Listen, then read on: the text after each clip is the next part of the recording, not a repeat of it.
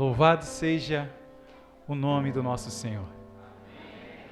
Estavam ali no decorrer do culto, me segurando para não ficar rouco. Tanto louvor, tanta adoração, a vontade de esbravejar, é tremendo, é tremendo. E com certeza, no tempo em que o pastor falou que iríamos estar trazendo essa meditação, eu estava preocupado com o que iria trazer e quando, nessa atmosfera de adoração, ali foi confirmado o que Deus tinha colocado no meu coração. Então, com certeza, a igreja vai receber assim como eu recebi. Antes de iniciar, não pode deixar, né, de anunciar, falar que está aqui presente a minha esposa, a Marcele, a dama de vermelho. Eu falei só para ela ficar com vergonha mesmo. Tenho meus 2 filhos, o Miguel Azaf e o Luiz Felipe, que estão no cultinho lá atrás. E é um motivo de muita alegria. Fui presenteado pelo presbítero Alain em estar pregando nos aniversários da congregação. E hoje estou sendo presenteado em estar pregando neste culto tão lindo, tão maravilhoso, prestado ao nosso Deus. A Ele toda a honra, toda a glória e todo o louvor. Mesmo assentados, abram a palavra de Deus no Salmo de número 16.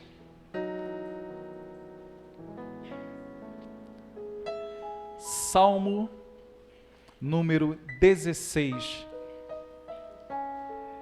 Nós vamos estar lendo dos versos 5 ao 9. Salmo, capítulo 16, do verso 5 ao 9.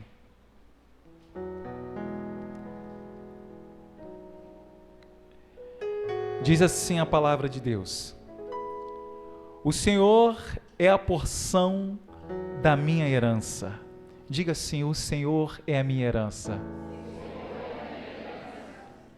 E do meu cálice tu sustenta a minha sorte. As linhas caem-me em lugares deliciosos. Sim, coube-me uma formosa herança. Louvarei ao Senhor que me aconselhou, até as minhas entranhas me ensinam de noite. Tenho posto o Senhor continuamente diante de mim, por isso que Ele está à minha mão direita, nunca vacilarei.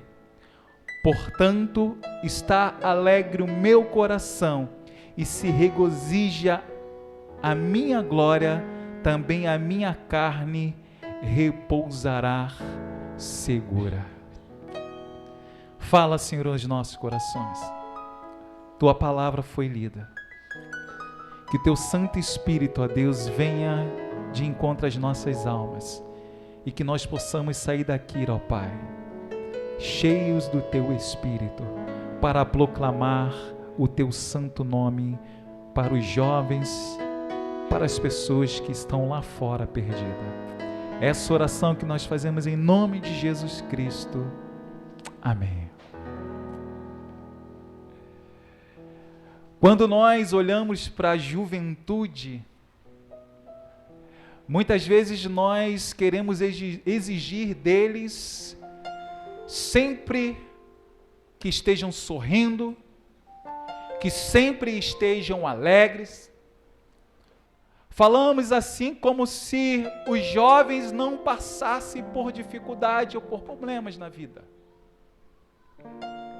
Porque às vezes a vida ela nos pica como uma abelha.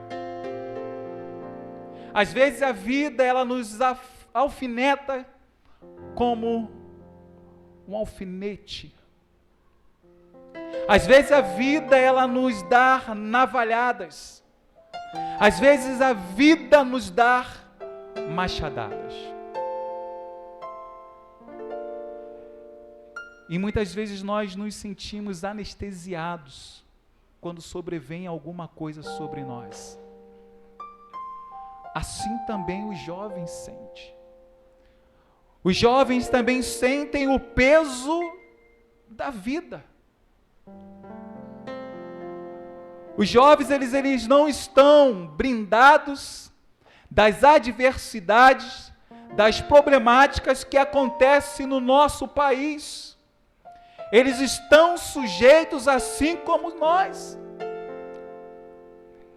E muitas vezes nós queremos colocar um peso sobre os jovens, achando que eles não podem se sentir desanimados, que eles não podem se sentir, às vezes, desencorajados. E a pergunta que nós temos que fazer a nós mesmos, diante da nossa realidade da vida, é o que fazer? O que fazer quando,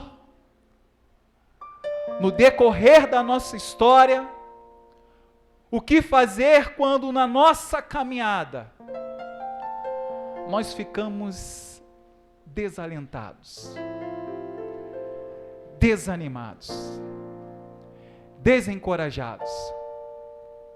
O que fazer? Dentro do bojo da espiritualidade cristã, existem 3 comportamentos que nos ajudam a recobrar o alento, o ânimo, o entusiasmo. E eu gostaria de compartilhar com vocês jovens, com você homem, com você mulher, essas 3 coisas que podem te ajudar na sua caminhada, que pode te ajudar nos dias difíceis da sua vida. E essas 3 coisas já vou falar o que é. Uma é louvar. A outra coisa é ouvir. E a outra coisa que pode nos ajudar é falar.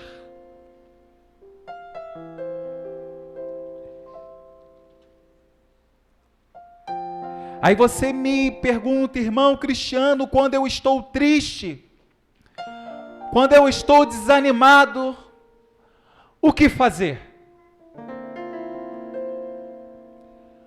Louve ao Senhor. Mas aí é necessário, dentro da nossa fé e da nossa espiritualidade, a gente precisa redescobrir o verdadeiro valor do louvor, o verdadeiro louvor da adoração. Porque quando nós cantamos, quando nós louvamos ao Senhor, isso é uma resposta, muitas vezes, à nossa alegria, mas também quando nós louvamos, quando nós adoramos, é uma resposta à nossa tristeza. É uma resposta às nossas frustrações que nós passamos na vida. Por isso nós precisamos redescobrir o verdadeiro sentido do louvor. O ministério de louvor, quando estava aqui louvando e adorando ao Senhor, eles não estavam aqui fazendo um show. Pelo contrário, eles estavam aqui nos ajudando a dar uma resposta ao sofrimento das nossas almas. Porque cantar faz parte da tradição judaica. E cantar também faz parte da caminhada, da jornada, da vida cristã. No livro do Êxodo, quando Moisés atravessou o Mar Vermelho, depois de viverem 40 anos no Egito, escravizado, o texto vai dizer de que quando eles atravessaram o Mar Vermelho, eles cantaram um cântico ao Senhor. Foi uma resposta à dor e ao sofrimento que eles passaram ali no Egito. Davi, quando enfrentou diversos inimigos na vida, e ele enfrentou muito, mas ele enfrentou um deles com um cântico, e nós vamos encontrar isso lá no Salmo, no capítulo 5, no verso 2, e quer dizer assim: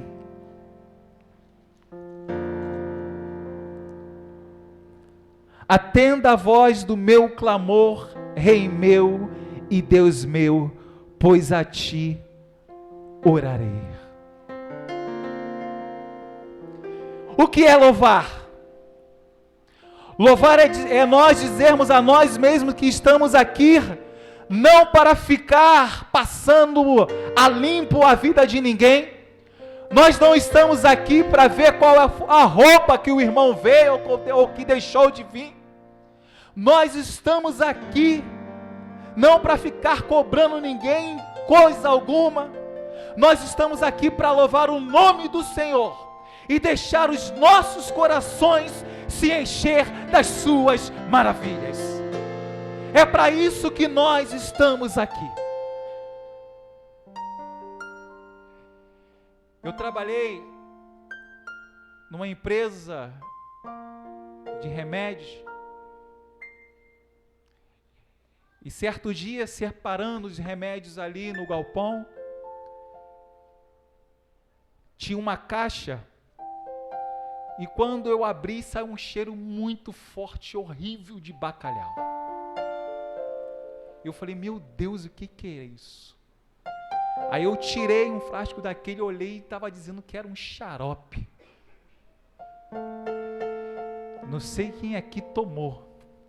Era o óleo de fígado de bacalhau. Quem tomou isso aqui? Já tomou?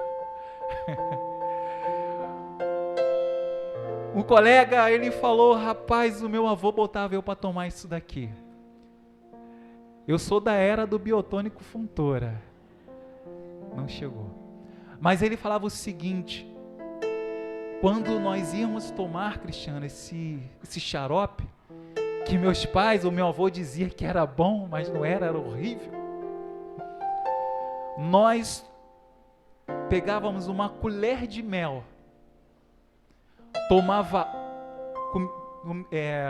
comia o mel antes ou depois do remédio, para poder dar um alívio. E o louvor, ele é como mel. O louvor, ele é como mel.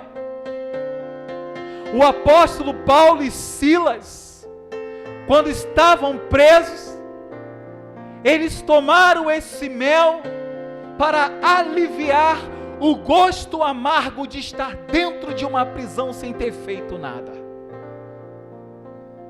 O próprio Jesus toma esse mel na última ceia para aliviar o gosto amargo daquilo que estava a vir, que seria a sua crucificação. O louvor é como mel, para que nós tenhamos a coragem de encarar a segunda-feira, o trem lotado, ou a fila da van, a fila do ônibus. Se você louvar a Deus, você vai se sentir tomado pelo Espírito Santo de Deus. Eu lhe garanto que quando você está louvando a Deus, você está sendo recoberto, revestido de um novo ânimo, porque quando nós louvamos a Deus com o nosso coração, Deus enche os nossos corações. Quando louvamos, somos enchidos pelo o poder e pela graça de Deus. Então louve ao Senhor, jovens presbiterianos, jovens da igreja de Mauá, em momentos de angústia, em momentos de tristeza, em momentos de dores, louve ao nome do Senhor. Glória a Deus. Eu falei que existem 3 coisas. Acabei de falar uma, que é louvar. E a outra é ouvir. Quando nós estamos desalentados, desanimados, nós precisamos ouvir. Mas só que nós temos que ter um determinado cuidado. Que nós precisamos discernir para saber a diferença entre outras vozes e a voz de Deus. Porque na maioria das vezes, quando nós estamos desalentados, desanimados, sem vontade de agir, desencorajados, é a hora que o inimigo se levanta.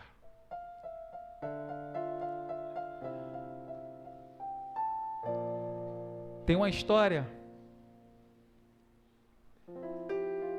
de um colega que ele sumiu. Ele era da igreja e desapareceu, e eu fiquei preocupado. Rapaz, o que houve? E eu fui procurá-lo. E eu falei: meu irmão, o que houve? Você sumiu, não apareceu mais na igreja, o que está acontecendo? Aí ele virou e falou assim: Cris, quando Deus fala, a gente consegue assim ouvir a voz de Deus? Eu falei: meu irmão, nós ouvimos a voz de Deus através da palavra, mas pode acontecer de você ouvir a voz de Deus de uma forma nítida, com um som. Pode acontecer. Ele virou e falou assim: não, é porque eu estava aqui e eu ouvi uma voz me dizendo o seguinte: Tiago, joga no bicho.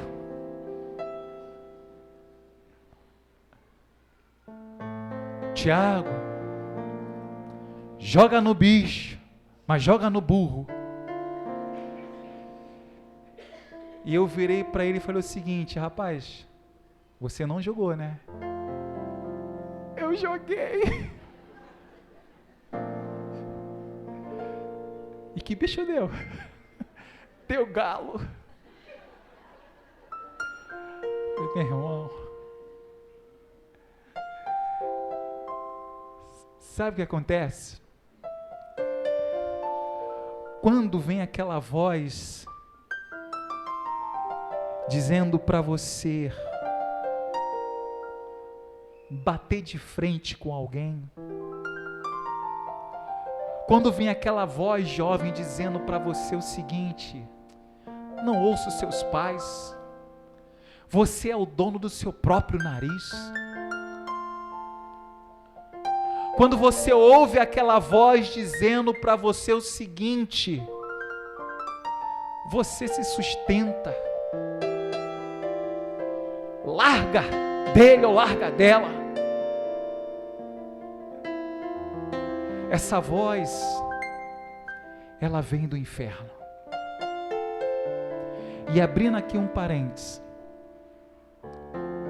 às vezes essa voz, ela pode vir de boca de pessoas. Aquele amigo que de repente vai falar para você o seguinte: experimenta que isso é bom. Experimenta uma vez. Se você não gostar, não precisa experimentar mais. Faça isso. Seu pai falou que não e que nada. Muitas vezes, porque quando vem essas vozes, não vai ser um anjo decaído que vai aparecer para você e que vai dizer isso, mas vai vir de boca de pessoas.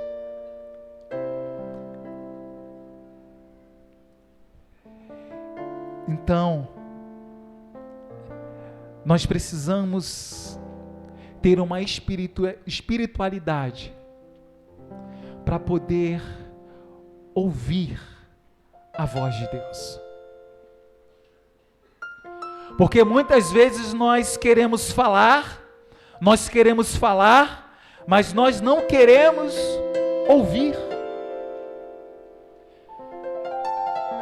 Deus está falando com você, Deus está falando conosco, mas nós não queremos ouvir. Infelizmente encontramos no meio do povo de Deus filhos que não querem ouvir a sua voz. Sabe qual é o nosso maior problema? Hoje todo mundo tem algo a dizer e pouca gente tem algo para ouvir, ou não tem disposição para ouvir. Nós precisamos de uma espiritualidade que precisa aprender a ouvir a voz de Deus. Porque quando nós ouvirmos a voz de Deus, nós precisamos abrir o nosso coração e deixar Ele agir. Porque é essa voz que vai te orientar, é essa voz que vai te conduzir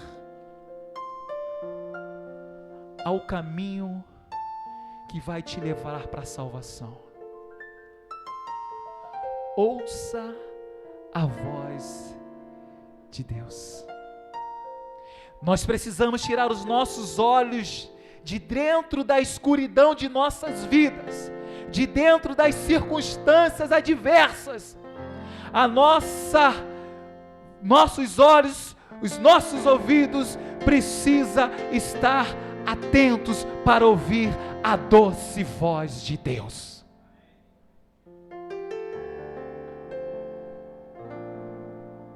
Peça ao Senhor: Senhor, me dê um ouvido sensível para ouvir a sua voz. Em terceiro e último lugar,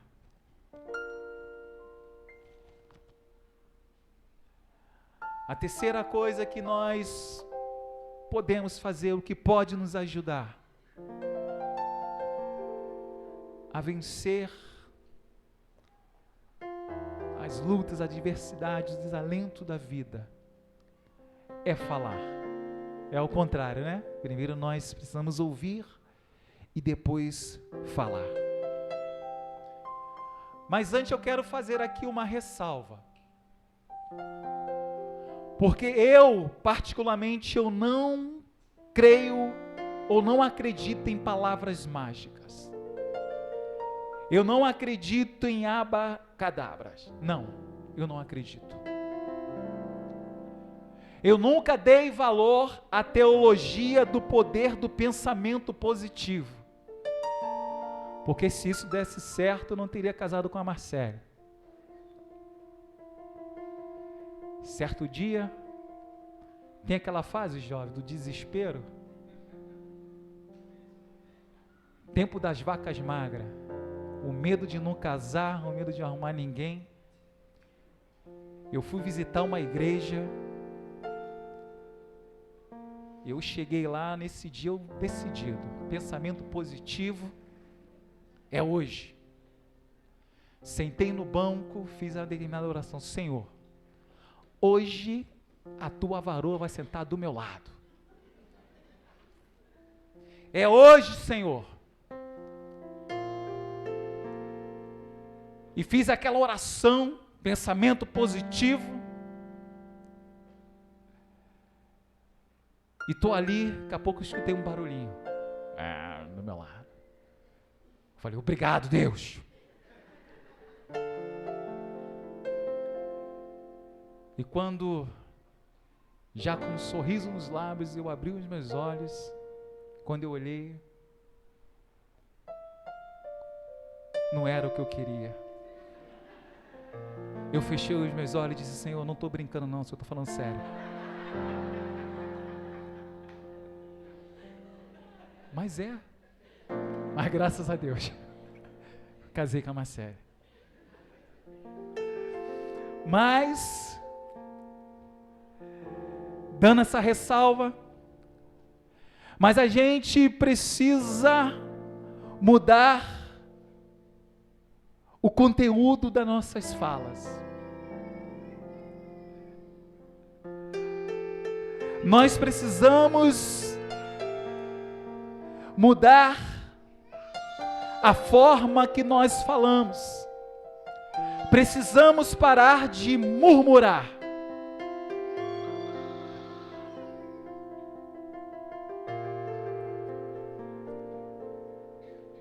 Nós precisamos mudar a nossa narrativa.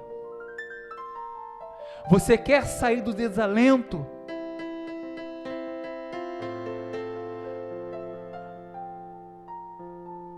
O que você precisa falar?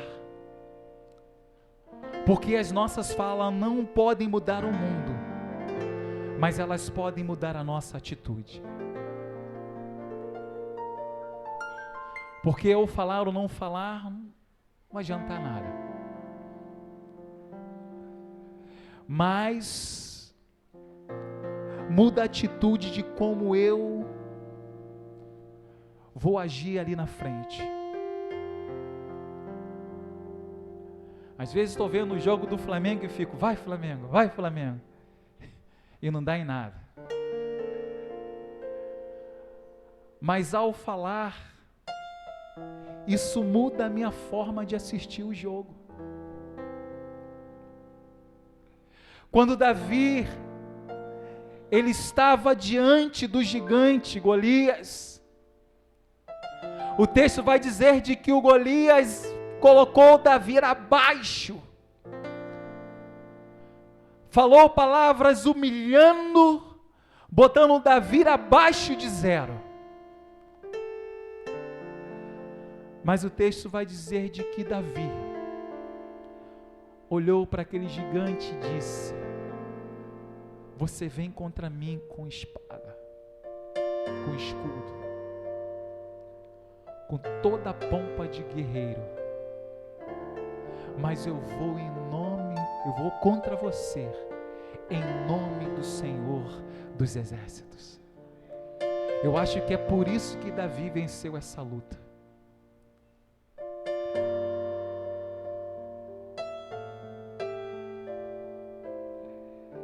Eu gosto muito de ler a história, apesar de ser triste, dos negros escravizados. Mas eu gosto de assistir filmes, ler as histórias. Você sabe como é que os negros, principalmente nos Estados Unidos, lidavam ou venciam a dor da escravidão?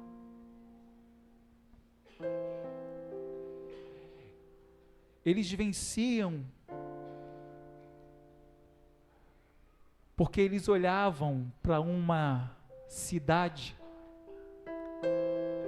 invisível, a Nova Jerusalém. E eles falavam um para os outros, um dia nós vamos estar nessa cidade, aonde a cor da nossa pele não vai fazer diferença para Deus. E a história diz que quando um negro morria, ao redor do corpo, eles cantavam um hino ou uma música, e dizia assim: finalmente livres, finalmente livres, graças ao Deus Todo-Poderoso, o nosso Senhor. Agora vocês imaginam aquele que escravizava o dono dos escravos, de braços cruzados, vendo aqueles homens ao redor do corpo cantando? É que eles estavam dizendo o seguinte: nem mesmo a morte, nem mesmo a morte pode nos separar do amor de Deus. Nada pode nos separar desse amor maravilhoso. Então, meu amado e minha amada, você jovem, você homem, você mulher, você precisa mudar a sua narrativa. Você precisa mudar a forma em que você fala dentro da sua casa. Jovem, você que está correndo atrás de um grande futuro, de uma vida tranquila, com bom trabalho, que de repente teve algumas barreiras, você precisa mudar a sua narrativa e dizer: não foi dessa vez, mas eu vou conseguir.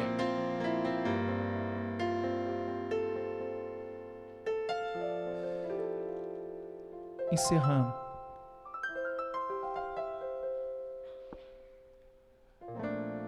o profeta Joel, no capítulo 3, no verso 10, ele reúne o povo, os soldados, e ele diz o seguinte, verso 10: o campo está assolado e a terra triste, porque o trigo,